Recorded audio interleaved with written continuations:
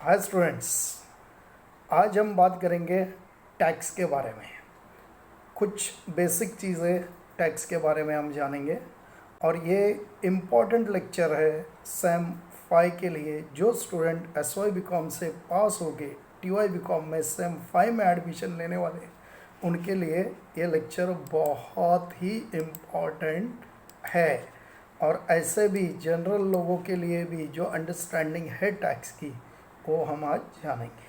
तो सबसे पहले टैक्स दो तरह के होते हैं।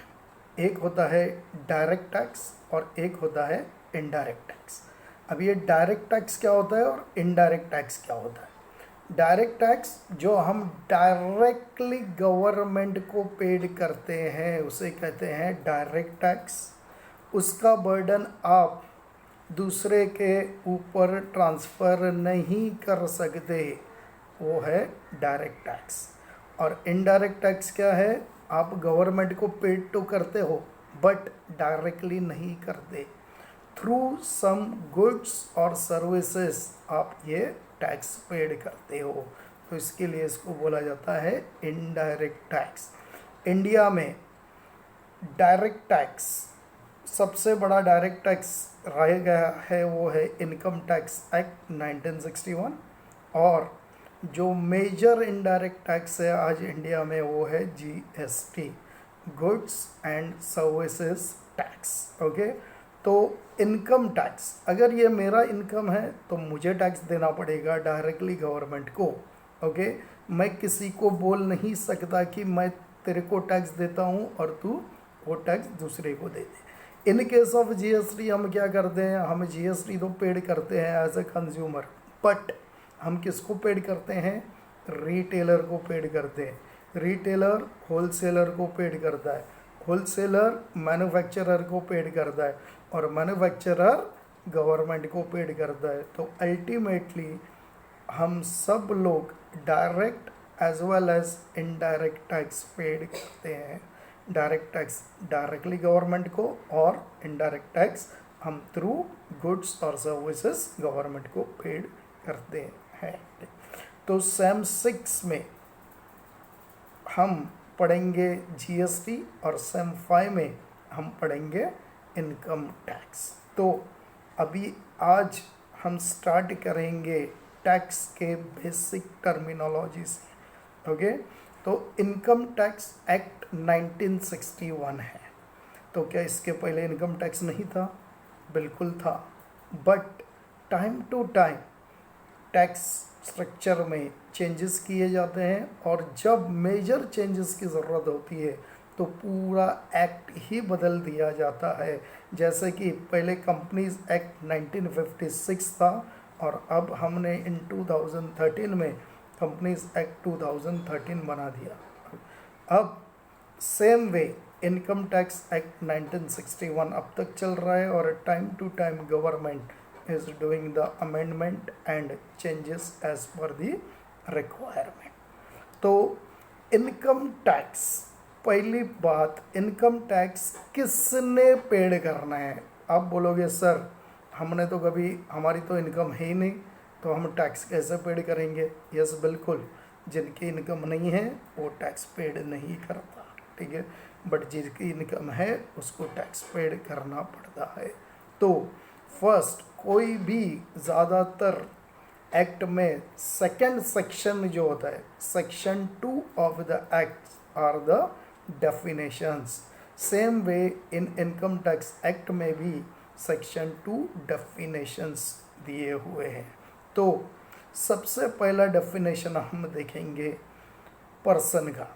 पर्सन का मतलब क्या होता है? Now ordinary meaning of the person is far differ from the meaning as per the income tax act। तो सेक्शन 2 सबसेक्शन 31 में पर्सन का डेफिनेशन दिया हुआ है। पर्सन का मतलब होता है कि ये लोग सारे इनकम टैक्स देने के लिए लायबल है या हो सकते हैं। तो पर्सन में 7 टाइप्स है। पर्सन के कितने टाइप्स है? 7 types. Okay, 7 types of people or the organizations are the part of the person। तो बुक और पेन लेके नोट कर लीजिए what are the meaning, what is the meaning of the person. Person का मतलब है कि इन लोगों के ऊपर टैक्स इम्पोज हो सकता है। तो पर्सन में फर्स्ट है इंडिविजुअल, बोलने की ज़रूरत नहीं है, इंडिविजुअल आप मैं, okay, they are the individual. Second है HUF, Hindu undivided family, okay. HUF भी अगर कोई इनकम कमाता है वो सेपरेट एंटिटी होती है, उसके ऊपर भी टैक्स इम्प्लीमेंट हो सकता है। थर्ड है फॉर्म। फॉर्म का मतलब है partnership form. Partnership form LLP हो सकती है, नॉर्मल पार्टनरशिप फॉर्म हो सकती है। तो अगर कोई पार्टनरशिप फॉर्म बिजनेस कर रहा है उसका प्रॉफिट भी टैक्सेबल होता है। कितने हो गए? 3। First individual, second HUF, HUF means Hindu undivided family, third is partnership form, fourth is company। Company means any registered company, maybe a foreign company, maybe a Indian company, maybe a private company, maybe a public company। तो ये सब companies को भी tax paid करना पड़ सकता है। Then next is association of person, या बोल सकते हो बॉडी ऑफ इंडिविजुअल। क्या बोल सकते हो? एसोसिएशन ऑफ पर्सन या बॉडी ऑफ इंडिविजुअल। जैसे कि कोई सोसाइटी है या गणेश मित्र मंडल है, नवरात्रि मित्र मंडल है, ये सारे क्या है? एसोसिएशन ऑफ पर्सन हो सकते हैं या बॉडी ऑफ इंडिविजुअल होते हैं। जेठालाल की सोसाइटी मालूम है ना, गोकुल धाम सोसाइटी। तो ये गोकुल धाम सोसाइटी क्या है? That is nothing but the association of person. तुम्हारा स्टूडेंट काउंसिल क्या है? Body of individual. तो इनका भी अगर कोई इनकम होगा तो इनको भी टैक्स भरना पड़ेगा, ठीक है। सो कितने हो गए? 5। The next is local authorities. Local authorities का मतलब क्या होता है? BMC, जिला पंचायत, ग्राम पंचायत, ये सब क्या है? Local authorities. These are the bodies which are having an income, then they are also liable to pay the tax। अभी ये जो 6 पर्सन हो गए, कौन से?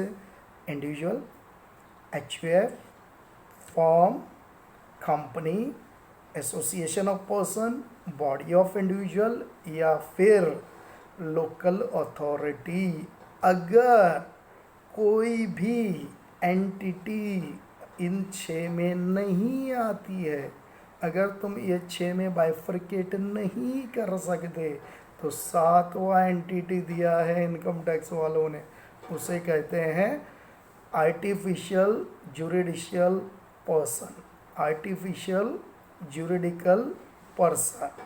आर्टिफिशियल जुरिडिकल पर्सन का मतलब होता है it is a body or the entity which is not covered under above 6। इसमें फॉर एग्ज़ाम्पल आप बोलोगे कि यूनिवर्सिटी क्या है? 5 में से कुछ नहीं है, then this is the artificial juridical body, okay, और द आर्टिफिशियल जुरिडिकल पर्सन। अभी समझो कि एक स्टैचू है, भगवान होते हैं ना, भगवान के सामने आप पैसा रख देते हो, तो ये पैसा किसकी इनकम हुई? अगर समझो कि मैं एक भगवान का स्टैचू बना दूं और लोग उसके सामने पैसा रखते जाएं और इनकम टैक्स वाले कल आके बोले कि भाई आपको टैक्स भरना पड़ेगा, आपने ये इनकम कमाया। मैं क्या बोल सकता हूँ? अरे भाई मैंने कहाँ इनकम कमाया, ये इनकम तो भगवान का है, आप भगवान से टैक्स ले लो, ठीक है। तो भगवान से टैक्स ले सकते हैं क्या? कोई स्टैचू से टैक्स ले सकते? बिल्कुल ले सकते हैं। तो अगर ये पैसा किसी भी association of person, trust etcetera में नहीं टैक्सड हो रहा है तो उसको अंडर क्या बोलेंगे? आर्टिफिशियल जुडिशियल पर्सन के अंडर वो टैक्स पेड करना पड़ेगा। इसका मतलब इनकम टैक्स ने किसी को छोड़ा नहीं है। अगर आप बोलोगे कि मैं लायबल नहीं हूँ, ना मैं इंडिविजुअल हूँ, ना मैं एचयूएफ है, ना पार्टनरशिप फॉर्म है, भाई कुछ नहीं है, तो तू कौन है? आर्टिफिशियल जुरिडिकल पर्सन है। Okay, clear? सो ये फर्स्ट डेफिनेशन है पर्सन। पर्सन में 7 थिंग्स तुमको याद रहनी चाहिए। नाउ वेरी सेकेंड इम्पॉर्टेंट बात, दैट इज फाइनेंशियल ईयर और असेसमेंट ईयर। फाइनेंशियल ईयर और असेसमेंट ईयर का डिफरेंस सभी को परफेक्टली आना चाहिए। आगे जाके यही चीज़ बार बार रिपीट नहीं की जाएगी, तो बराबर समझ लो। What is financial year? Financial year वो ईयर है जिसमें हम इनकम अर्न करते हैं। नाम ही है अपने टैक्स का इनकम टैक्स, मतलब किसके ऊपर टैक्स? इनकम के ऊपर टैक्स। तो कौन से पीरियड की इनकम? तो जो पीरियड में, मतलब फाइनेंशियल ईयर में जो तुमने इनकम कमाई है उसके ऊपर टैक्स। तो फाइनेंशियल ईयर कब से चालू होता है और कब ख़त्म होता है?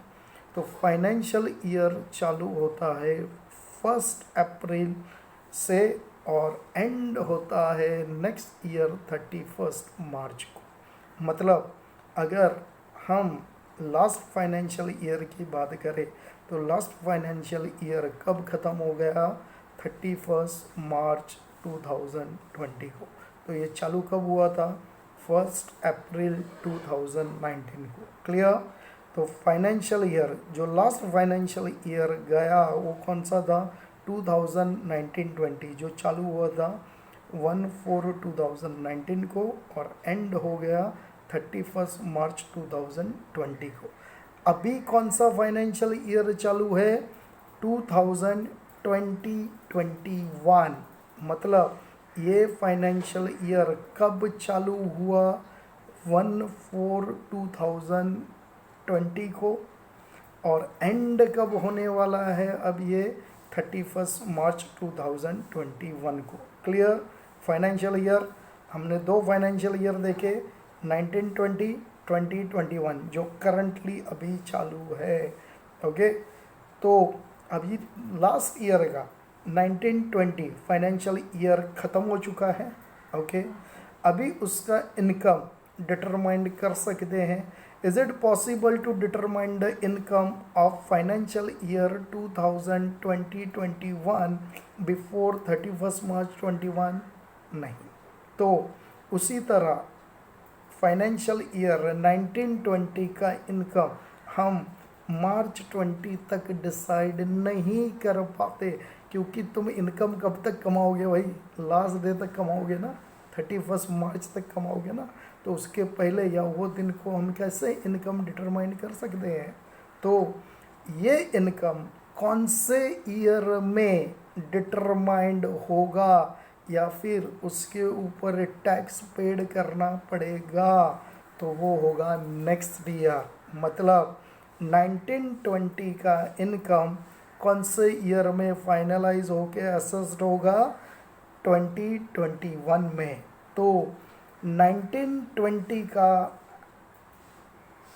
असेसमेंट ईयर कौन सा है? 2021। सिंपल समझ लो, हमने इनकम कमाए 1920 में। 1920 में मतलब कब से कब तक? 1/4/2019 से लेके 31 मार्च 2020 तक हमने इनकम अर्न किया। अभी ये इनकम का टैक्स हमको कौन से ईयर में पेड करना है? तो 2021 में पेड करना है, मतलब 1 अप्रैल 2020 के बाद। तो फाइनेंशियल ईयर 1920 का असेसमेंट ईयर कौन सा हो गया? 2021। अभी मुझे बताओ सिंपल, अगर मैं बोलूँ फाइनेंशियल ईयर 16-17 तो उसका असेसमेंट ईयर क्या हो जाएगा? हाँ, 17-18। और अगर मैं बोलूँ असेसमेंट ईयर 1920, असेसमेंट ईयर 1920, तो इसका फाइनेंशियल ईयर क्या हो जाएगा? हाँ, 18-19। क्लियर? सो 18-19 फाइनेंशियल ईयर का असेसमेंट ईयर 1920 फाइनेंशियल ईयर का असेसमेंट ईयर 2021 फाइनेंशियल ईयर का असेसमेंट ईयर 21-22 होगा। हम इनकम अर्न करेंगे फाइनेंशियल ईयर में और उसका असेसमेंट होगा, उसका टैक्स, उसका फाइनलाइजेशन डिटरमाइंड होगा नेक्स्ट ईयर में। उसके लिए नेक्स्ट ईयर को हम बोलते हैं असेस। फ्रेंड्स, तो सेम थिंग जो अभी मैंने एक्सप्लेन किया वो हम देखते हैं कुछ स्लाइड्स के थ्रू। जो स्टूडेंट को पिछले वीडियो में कोई चीज समझ ना आई हो, वो स्टूडेंट्स ये स्लाइड्स देख के उसको कॉपी कर सकते हैं। ये स्लाइड शो के बाद मैं एक form, Google form in the form of test तुमको शेयर करूंगा और सब स्टूडेंट ने ये टेस्ट का आंसर देना है। आंसर देते ही जैसे ही तुम सबमिट करोगे, तुमको तुम्हारे मार्क्स रिफ्लेक्ट हो जाएंगे तुम्हारे ईमेल में। तो सभी स्टूडेंट ने अपना परफेक्ट ईमेल आईडी देना है। जैसे ही तुम फॉर्म या एग्जाम सबमिट करोगे, वैसे ही तुमको ईमेल में तुम्हारे मार्क्स रिफ्लेक्ट हो जाएंगे, प्रिंटेड मार्क्स आएंगे और ये प्रिंटेड मार्क्स तुम्हारे इवेल्युएशन के लिए यूज होंगे। ओके, ये बहुत इम्पोर्टेंट है।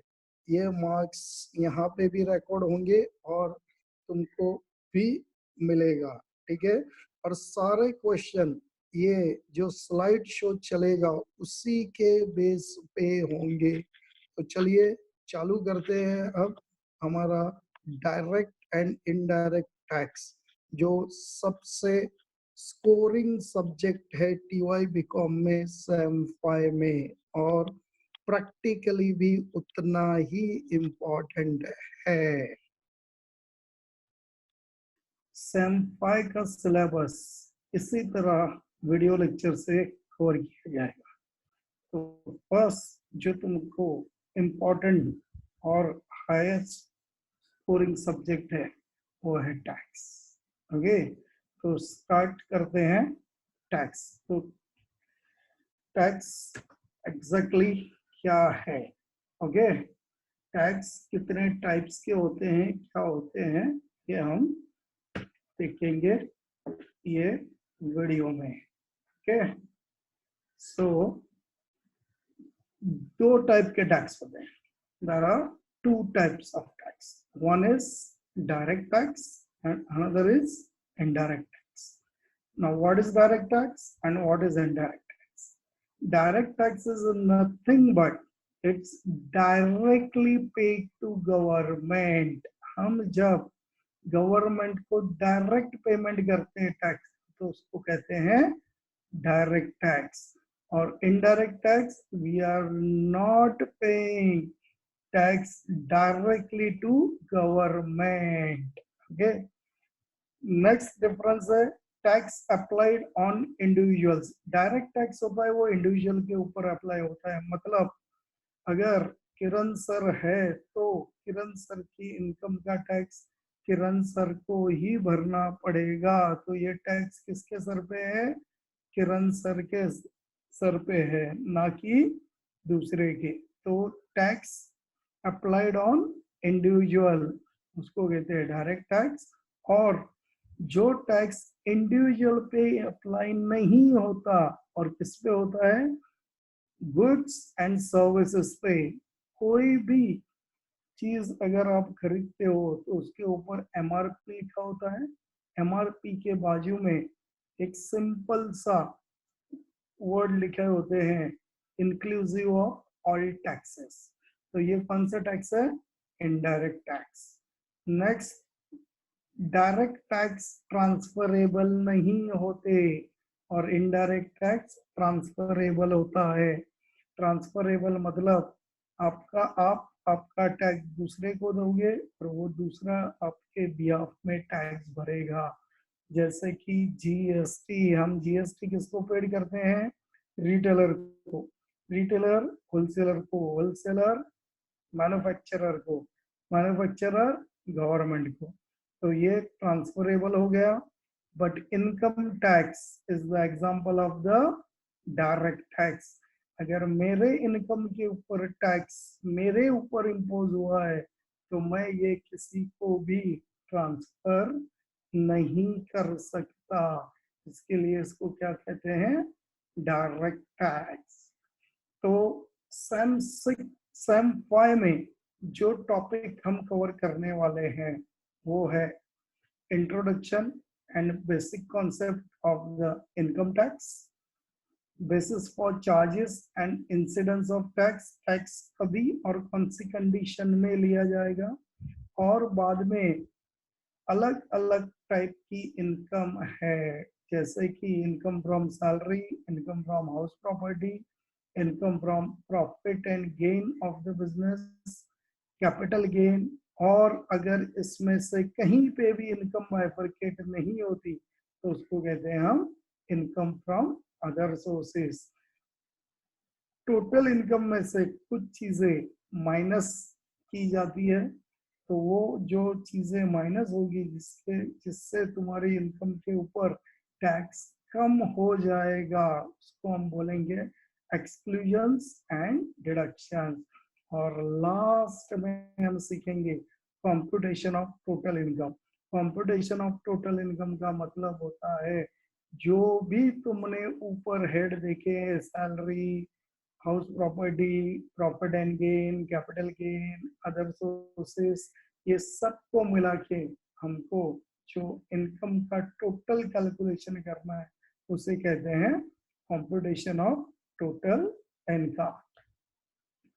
नाउ फर्स्ट स्टार्ट करते हैं definition. So definition of the person as per income tax act. Individual, so first जो पर्सन में इंक्लूड है that is the individual. Individual मतलब आप, मैं, मिस्टर, मिसेस कोई भी हो उसको हम बोलेंगे इंडिविजुअल। सेकंड है हिंदू अनडिवाइडेड फैमिली। कुछ फैमिली बिजनेस होते हैं तो ये फैमिली बिजनेस को क्या कहते हैं, Hindu undivided family. Then company can be any company, registered company under the Companies Act 1956, Indian company, foreign company, private company, public company, सारी companies में कवर होती है। नेक्स्ट है फॉर्म। फॉर्म का मतलब होता है partnership form. Okay, partnership form में नॉर्मल पार्टनरशिप फॉर्म हो सकती है या फिर एलएलपी यानी लिमिटेड लायबिलिटी पार्टनरशिप भी हो सकती है। देन एसोसिएशन ऑफ पर्सन और बॉडी ऑफ इंडिविजुअल्स। ओके, यहाँ पे वेदर इनकॉर्पोरेटेड और नॉट। इनकॉर्पोरेटेड का मतलब होता है चाहे वो रजिस्टर्ड हो या ना हो उससे कोई फर्क नहीं पड़ता। तुमको मैंने लास्ट वीडियो में एग्जांपल दिए थे, Gokul Dham society is the association of person, तुम्हारा student council is the body of individual. Next local authority, BMC, ग्राम पंचायत, जिला पंचायत, ये सब क्या है, लोकल अथॉरिटी है।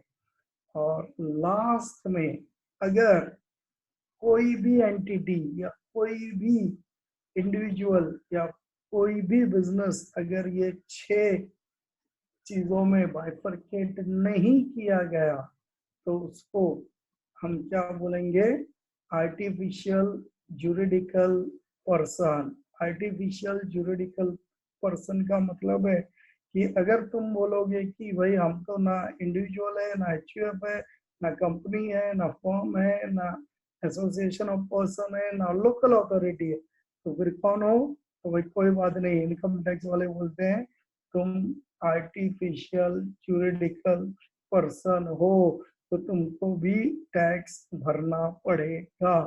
क्लियर? तो अगर डेफिनेशन ऑफ पर्सन पूछा जाए तो उसमें तुमने 7 थिंग्स लिखनी है। Now very important, financial year and assessment year. Financial year is nothing but the period of 12 months जो इंडिया में चालू होता है 1 अप्रैल से एंड एंड होता है 31 मार्च। फाइनेंशियल ईयर को ही प्रीवियस ईयर भी कहा जाता है। फाइनेंशियल ईयर और प्रीवियस ईयर दोनों का मतलब सेम है। तो फाइनेंशियल ईयर में हम इनकम अर्न करते हैं, जो साल के इनकम के ऊपर टैक्स भरना है वो इनकम हम कब कमाते हैं, फाइनेंशियल ईयर में। और फाइनेंशियल ईयर में जो इनकम कमाई उसका टैक्स कैलकुलेट जो ईयर में होता है उसे कहते हैं assessment year. In simple words, assessment year is nothing but the next year of the financial year। जैसे कि अगर फाइनेंशियल ईयर 1920 है तो असेसमेंट ईयर क्या हो जाएगा उसका 2021। ओके, तो फाइनेंशियल ईयर कब चालू हुआ, 1 अप्रैल 2019 से, और एंड कब हुआ, 31 मार्च 2020 से। मतलब ये पीरियड में इनकम अर्न की गई। ओके, ये पीरियड में तुमने जो भी इनकम कमाया उसका टैक्स कौन से ईयर में पे करना पड़ेगा, कैलकुलेट करके नेक्स्ट ईयर में। मतलब 1/4/2020 से लेके 31 मार्च 2021 के बीच में तुमको ये टैक्स पेड करना है। तो वो ईयर को क्या बोलेंगे, assessment year.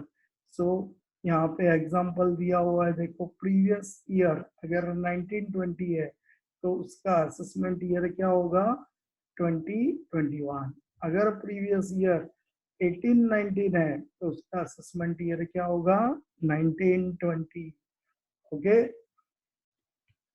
Now what is the assessee, बराबर स्पेलिंग ध्यान में रखे, कोई मिस्टेक ना करे। एसएससी का मतलब क्या होता है, SSC is the nothing but the person who is liable to pay income tax. ठीक है, या तो उसकी इनकम पर्टिकुलर लिमिट से ज्यादा है या फिर इनकम टैक्स डिपार्टमेंट के हिसाब से उसको किसी ना किसी तरह इनकम टैक्स पेड करना है, तो वो बंदे को हम बोलेंगे एसएससी। क्लियर, एसएससी का मतलब है टैक्स पेयर। वो कौन हो सकता है, कोई भी पर्सन हो सकता है। क्लियर, एसएससी का मतलब ये नहीं है कि वो इंडिविजुअली होगा, वो कंपनी भी हो सकता है, फॉर्म भी हो सकता है, एचयूएफ भी हो सकता है, एसोसिएशन ऑफ पर्सन भी हो सकता है।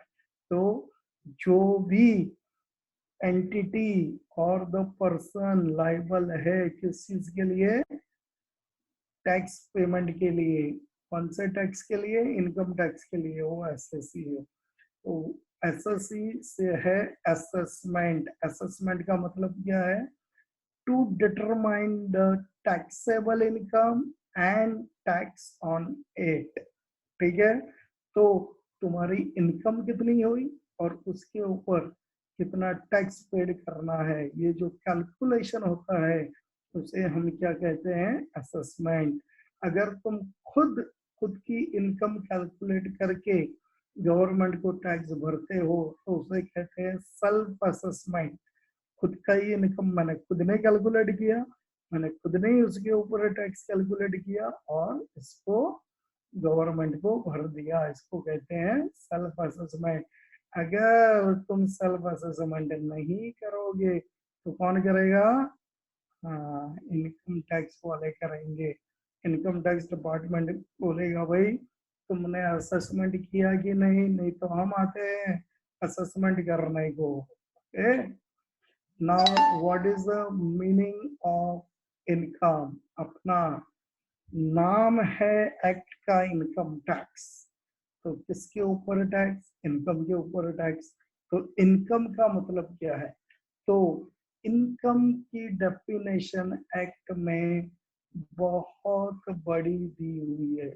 मीन्स ये इंक्लूसिव डेफिनेशन है, इसमें बहुत सारी चीजें कवर की गई है, जैसे कि salary, commission, rent, perquisites, dividend, interest, जो भी है, टिप्स, सब कुछ ये इनकम होता है. तो everything is written in a definition. So it's not possible to write the definition of the income. But इतना सब लिखने के बाद भी कभी कभी एसएससी बोलता है कि इसको इनकम कैसे बोली जाए, ये तुम्हारे लिस्ट में तो ऐसा इनकम है ही नहीं. तो इन दैट केस अगर जनरली किसी भी चीज को इनकम गिना जाता है तो इनकम टैक्स भी उसको इनकम कंसीडर करेगा, ऐसा एक्ट में लिखा है. मतलब अगर समझो कि तुम बोलो कि ये ना ये सैलरी है, ना ये रेंट है,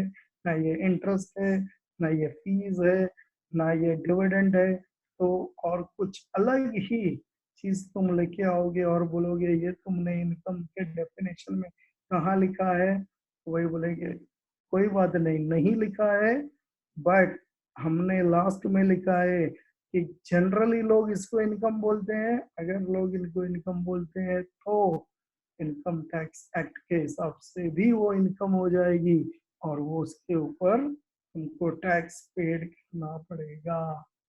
देन तो जो इम्पोर्टेंट चीज तुमने सीखी ये लेक्चर से, that is income tax is tax on total income of SSC. Okay, SSC का मतलब टैक्स पेयर एक इंडिविजुअल हो सकता है और एक कंपनी हो सकता है, एचयूएफ हो सकता है. मतलब कोई भी पर्सन के ऊपर जो भी टैक्स आएगा वो पर्टिकुलर असेसमेंट ईयर में आएगा. पर्टिकुलर असेसमेंट ईयर में आएगा मतलब प्रीवियस ईयर का इनकम ये असेसमेंट ईयर में टैक्स्ड होगा.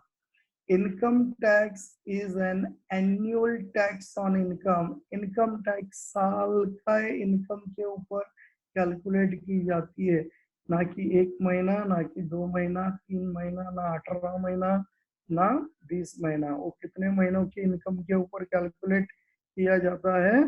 12 महीने. और ये 12 महीने कब से चालू होते हैं? 1 अप्रैल से. और खत्म कब होते हैं? 31 मार्च को. Then income of previous year is chargeable to tax in the next following assessment year. ये काफी क्लियर हो जाना चाहिए. अभी लास्ट ईयर मतलब प्रीवियस ईयर में जो इनकम हमने अर्न किया है उसका टैक्स हम असेसमेंट ईयर में देंगे. वेरी इंपॉर्टेंट थिंग, अभी देखिए टैक्स रेट जो होता है 10%, 20%, 30% या नया स्लैब है, ये कहीं पे भी इनकम टैक्स में लिखा हुआ नहीं होता. ये कौन डिसाइड करता है? ये डिसाइड होता है फाइनेंस एक्ट की वजह से. फाइनेंस एक्ट का मतलब होता है कि एवरी ईयर जो बजट फाइनेंस मिनिस्टर जो बजट देता है उससे बनता है finance act.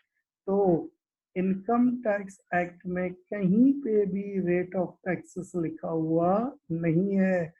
Rate of taxes कितने परसेंट टैक्स भरना है वो एवरी ईयर कब डिसाइड होता है? बजट में डिसाइड होता है. उसी को कहते हैं finance act. Okay, and last and important point, tax is charged on every person if the total income exceed the minimum income chargeable to tax. अगर तुम्हारा इनकम पर्टिकुलर लेवल के ऊपर जाता है तभी तुमको इनकम टैक्स पेड करना है, अदरवाइज तुमको इनकम टैक्स पे नहीं करना है. इसके डिफरेंट डिफरेंट स्लैब्स है, इसके डिफरेंट डिफरेंट रेट्स है एज पर दी स्लैब. तो वो हम डिटेल में बाद में सीखेंगे, बट तुमको मालूम होना चाहिए कि इनकम टैक्स गरीब आदमी जैसे कि जिसका इनकम लेस देन 2,50,000 या 3 लाख रुपीस पर ईयर है उसके ऊपर इनकम टैक्स नहीं लगता. Thank you very much students for listening the video, ये वीडियो के बेस पे आपको एक